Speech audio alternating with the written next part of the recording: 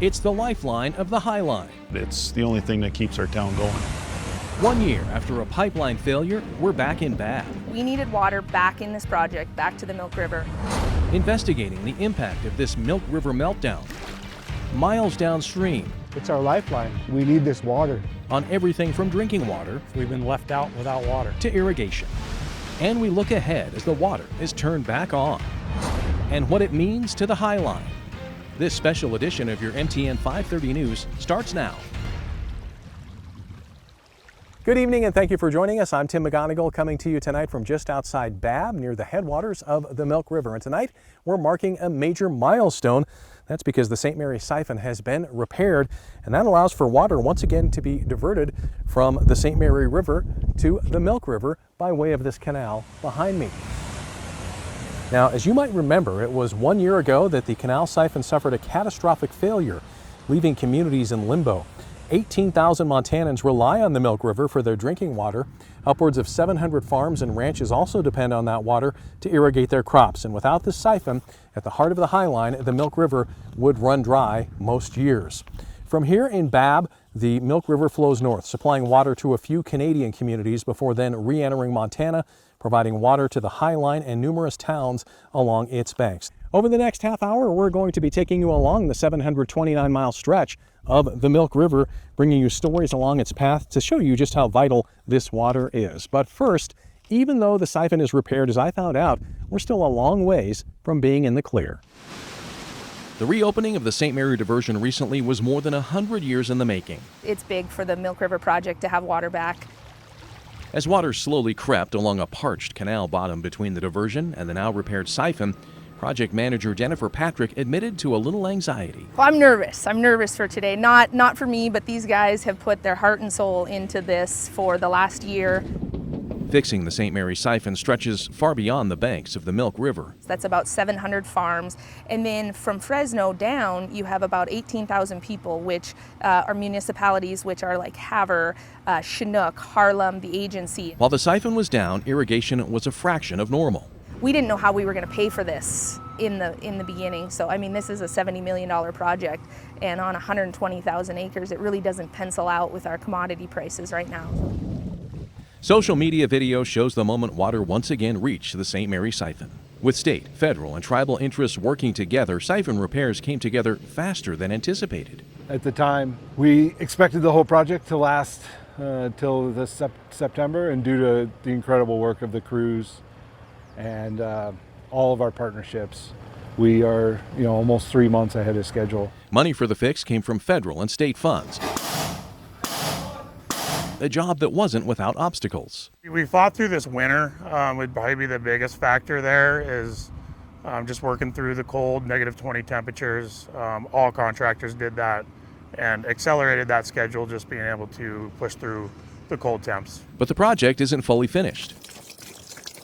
Just 6 miles away sits the Halls Coulee siphon, another 100-year-old plus structure. We're trying to be proactive. Part of that fix will require shutting off the water August 15th, giving Fresno Reservoir a good 45 days to fill. So all water will be shut off just because of the construction, the safety of the crews.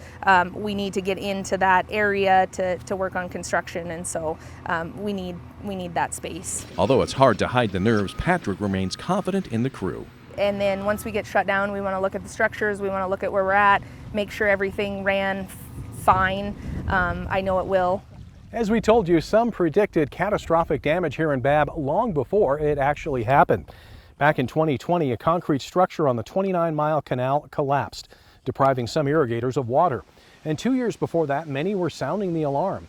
In 2018, we spoke with the then mayor of Chinook, Keith Hansen, also a local ag producer. Both warned our MTN crews it was only a matter of time. It might be a year, it could be 10 years, or who knows, but when it fails, it would be pretty catastrophic. Our town would fail. It just would. We have to rely on the federal and the state governments to get together to allow those extra dollars for infrastructure. Funding for major repairs has long been a constant challenge. The federal government paid for the creation of the siphon, but the state has had to shoulder much of the costs of maintaining it. In 2007, Congress authorized $153 million for upgrades as part of the Water Resources Development Act, but those funds were never appropriated, so nothing moved forward. The impacts of the siphon failure are perhaps most visible at Fresno Reservoir near Havre, which supplies drinking and irrigation water to thousands of Montanans downstream. And tonight, that's where we find MTN's Tom Wiley, in a place where you normally couldn't stand. That's right, Tim. I'm standing here in the middle of Fresno Reservoir, about 500 feet from where the lake shore usually is. In most years, under normal circumstances, I would be several feet underwater, but as you can see, the lake bed here is dry. It's a sight that's even scarier from above if you're one of the hundreds of families that live downstream and rely on this water. The Fresno provides water for the communities of Havre, Chinook, Harlem, and Fort Belknap. Residents on the Highline have long taken their water supply for granted, but when the siphons failed and the flow from the Milk River stopped, they quickly learned that water is a finite resource. Currently, right now, the St. Mary's siphon artificially supplies the Milk River for year-round water supply for our communities along the Milk River Valley. Levels at Fresno Reservoir have fallen to around 10%. Officials say it's losing a couple of inches every day. That's a huge concern for Havre, home to about 10,000 residents. It's getting a little tight. Would be fine if it was November, but being as we're coming into the hot time of year, it's unpredictable what may come. Are we going to be okay, you know? And the situation is similar at Fort Belknap, where the Milk River provides water for roughly 2,500 people. You know, we need this water. The water is used for everything, for cooking, cleaning, sewer, you know, so it really is the lifeline of the community. Fort Belknap is taking steps to reduce that risk, planning to drill a backup well in case the river runs dry. We're already looking for another water source. That started when the failure happened, yeah. We had a group of people at planning and another lady for irrigation get together and collaborate and start brainstorming, and they come up with a plan and got a grant, and it's going to move forward. Meanwhile, in Havre, officials have been talking with state and federal agencies and even communities in Canada about what to do if water supplies fall below critical levels. A lot of those actions are if our water supply becomes drastically low or doesn't exist. How do we get water to our community for those essential needs of drinking water, health and hygiene, and then the case of fire suppression? With the St. Mary's diversion back online, water is expected to return, but it could take weeks for levels to rise, and there's still uncertainty about the quality of water once it arrives. It'll just be that first few days it hits Fresno. We're hoping that it mixes somewhere here and there. Hopefully there's some rains that come. That way we're getting a good mix of water qualities from many sources. It's a reminder of just how fragile this century-old system has become and how crucial every drop of water is for communities across the Highline. We all take it for granted, and now that we're in this situation, it's kind of like a reality, like, you know, like what if this did happen? The St. Mary's siphon is back up and running and water is flowing, but it's going to take a while before Fresno Reservoir fills back up. As you can see, water levels are well below average, 31 feet below the spillway and currently considered 10% full. Fresno is one of two reservoirs being fed by the Milk River. The other is Nelson Reservoir near Malta.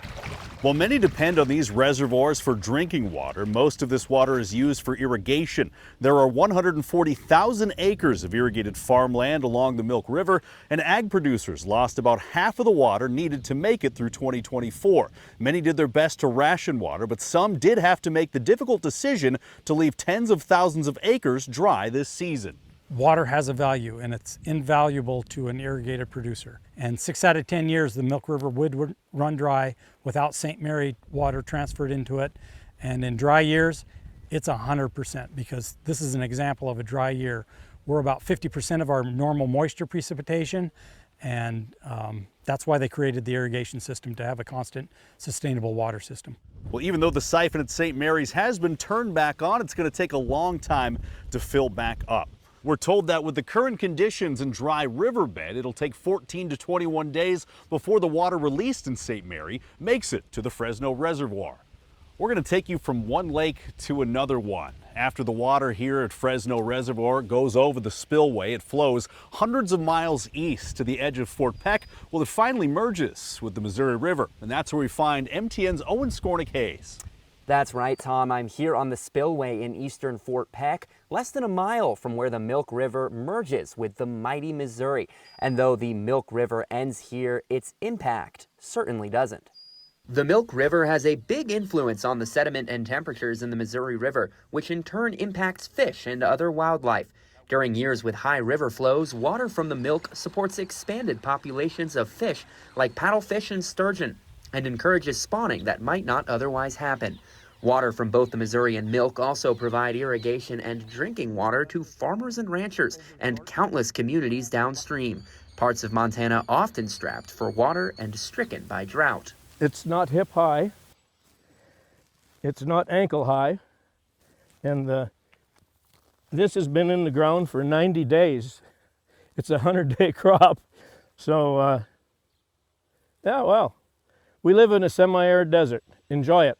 The entire stretch of the Milk River irrigation project is currently in drought, which could worsen over the next couple of months. And for more on that outlook, with the hottest months of summer still in front of us, let's send it back to our KRTV studios and Chief Meteorologist Ryan Dennis.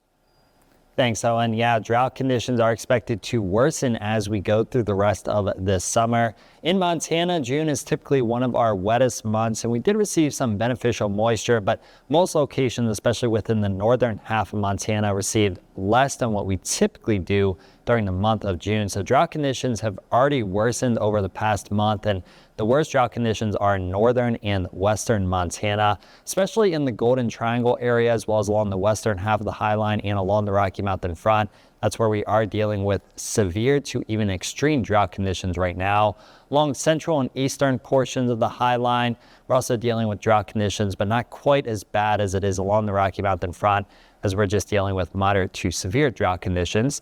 As we go through the rest of this summer and into the beginning of meteorological fall, drought conditions are expected to persist or even worsen, as we are going to have above average temperatures and drier than average conditions. So definitely not good news for those of us in the Treasure State.